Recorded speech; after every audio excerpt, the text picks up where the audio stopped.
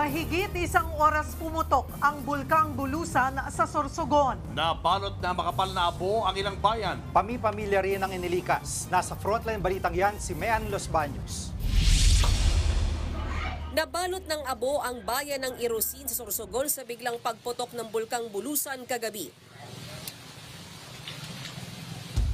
Sa kapal ng ibinuga nitong abo, nag-zero visibility sa mga kalsada ng barangay Tinampo. Binalot din ng abo ang mga bubong ng bahay sa bayan ng Huban. Gayon din ang mga puno't halaman. Agad namang nagpadala ng rescue team ang lokal na pamahalaan at Philippine Red Cross para ilikas ang mga residente.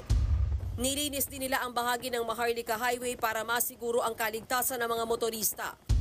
Sa drone shot na ito mula sa dalawang bayan, kita ang paumuti ng mga bahay at kalsada dahil sa abo. Ayon sa FIVOX, mag-aalas 8 ng gabi nang sumabog ang bulkan. Tumagal ang pagsabog ng 77 minuto. Isa raw itong phreatic eruption o pagbubuga ng usok. Sa panayam kay FIVOX Director Teriscio Baculcol sa One Balita Pilipinas, sinabi niyang nakapagtala din ng 66 na volcanic earthquakes ang Bulusan sa magdamag. Mas malakas din daw ang pagsabog kagabi kumpara noong Lunes.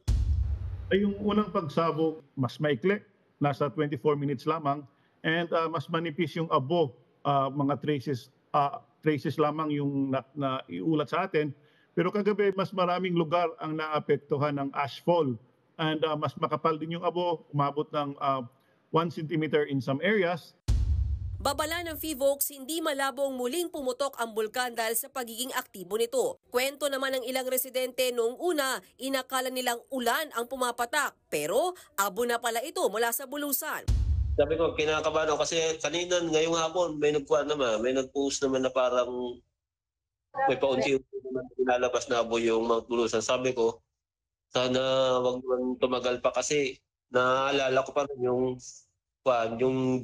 June 12, 2022, yun yung pinakamalakas na pagbuga niya ng apoy ng abo. Tiniyak naman ng Malacanang na may sapat na standby funds at relief goods para sa mga residenteng naapektuhan ng pag-aalboroto ng Bulkang Bulusan. Ready na po ang mga food packs para po sa mga naapektuhan at nagkaroon din po sila ng mobile kitchen dito sa Barangay Tughan, Juban, Sorsogon. Ayon naman sa Sorsogon LGU, mahigit 100 individual ang kasalukuyang nasa evacuation center. Sa ngayon, nananatili sa level 1 ang alert status ng bulkan. Ibig sabihin, bawal ang pagpasok sa 4-kilometer radius permanent danger zone at 2-kilometer radius extended danger zone. Nagbabalita mula sa frontline, Mean Los Baños, News 5.